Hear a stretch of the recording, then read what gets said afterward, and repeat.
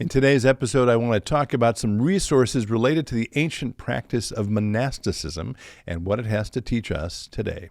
Stay tuned.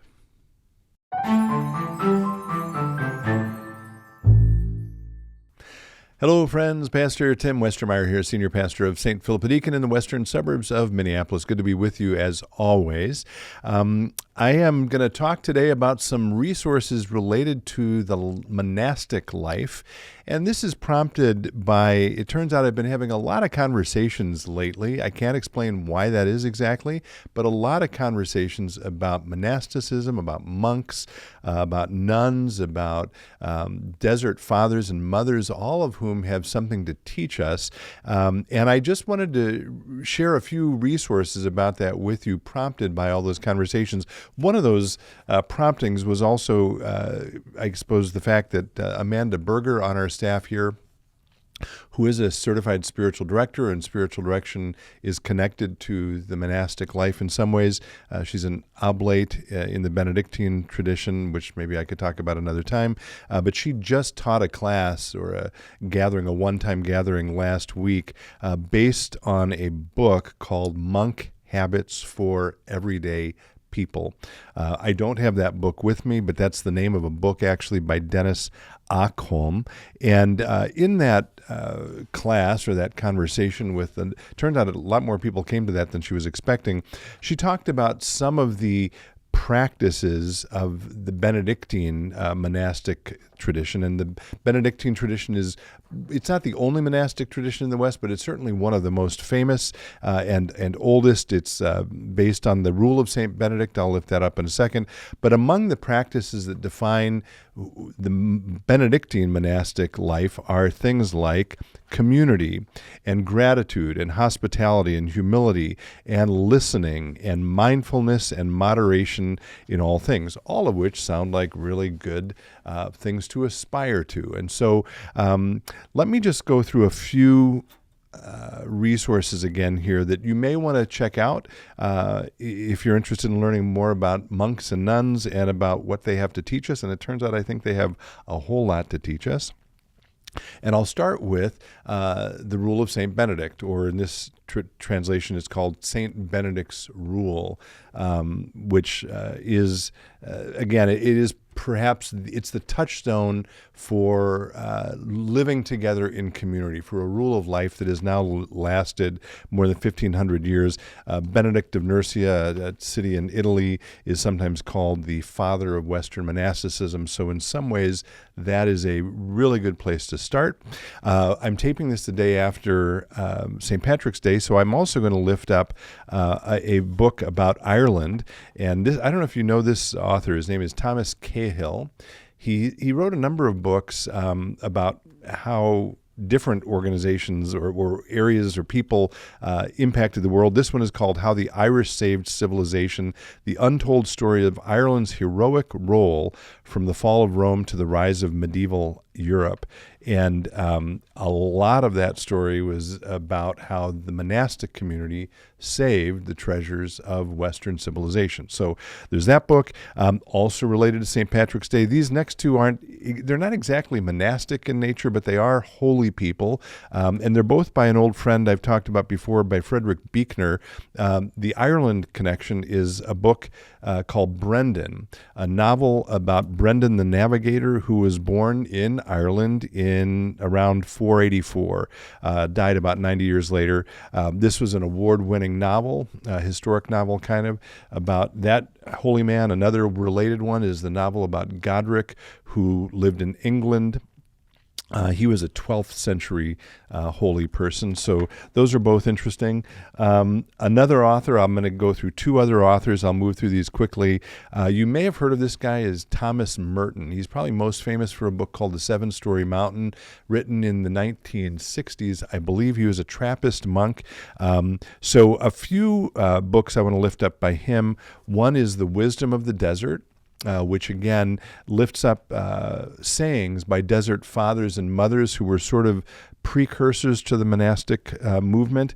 He also has a couple of little tiny books. One is called Praying the Psalms. Very important part of the monastic tradition is praying the Psalms. One is called Opening the Bible. Again, you can see how thin these are. Both of them are interesting introductions to the Bible and to Psalms. Then another book of his, New Seeds of Contemplation. He wrote other things as well, but those, again, because he himself was a monk, he was a very influential writer in the 20th century.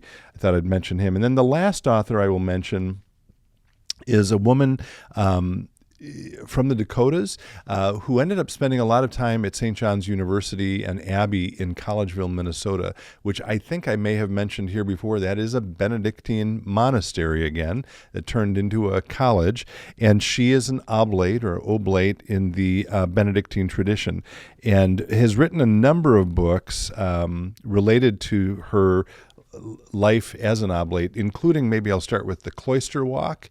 A cloister is a space within a monastic enclosure.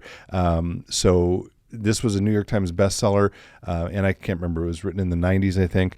Another book she's famous for is Amazing Grace, A Vocabulary of Faith, Dakota, A Spiritual Geography, and this is not her most recent, but maybe her second to most recent book is a book called, I've got to remember how to say this again, Acedia and Me. Acedia and Me, A Marriage, Monks, and a Writer's Life. And acedia is a sense of, let's see if I can even find it quickly here, restless boredom, frantic escapism, commitment phobia, and enervating despair, all of which she says we struggle with today, and which were defined by these desert mothers and fathers as something to be overcome. They were incredibly bright, thoughtful psychologists, these people, and she actually has another book. It's not coming out for another year or so about the desert mothers and fathers, and again, that reminds me that I want to link to, we'll try to provide a card to this, an interview Kathleen Norris just did with James Martin, who I've talked about in other places, that is also filled with all kinds of wisdom about the monastic life and the wisdom of those who have gone before us in that tradition. I'll close with a couple of thoughts from Norris's The Cloister Walk, which again bring us back to maybe the start where I started a little bit by talking about Benedict and the rule of Benedict. So I will, and then I'm actually going to quote something from a chapter about acedia, and this predates the book Acedia and Me. Anyway, here's what she says about the rule of St. Benedict. Few books have so strongly influenced Western history as the Rule of St. Benedict, written in the 6th century, a time as violent and troubled as our own, by a man determined to find a life of peace and stability for himself and others. It is a brief, practical, and thoughtful work on how human beings can best live in community. Its style is so succinct that it is sometimes taught in law schools as an example of how to legislate simply and well, but the true power of the book, as with the gospel it is based on, lies in its power to change lives. So the whole point of this tradition, this monastic tradition, is to change lives. And later, and I'll close with this, in this chapter on acedia, she's herself recognizing that sense of feeling, unable to be committed to anything, bored, worried, filled with anxiety. And she talks about going to an ordinary church service, which, by the way, in that interview with James Martin, she says going to church is one of the most important spiritual practices she does, right? This is a woman who's written all about monks and nuns and monasticism, and she makes it clear that that weekly rhythm of worshiping with other people is really important. So here in this ordinary church service, at a time when she was feeling down, I've gained the strength to live this moment, the present moment, for the first time in days. I recall something I read recently in a book on monastic practices. A life of prayer, the monk Charles Cummings wrote, is a life of beginning all over again.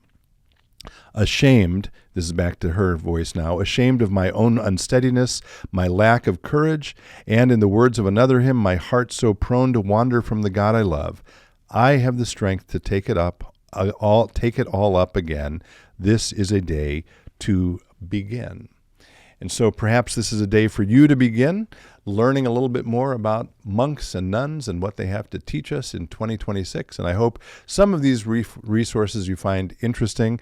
And I will look forward to seeing you next week. And until then, as always, be well, stay in touch, and God bless.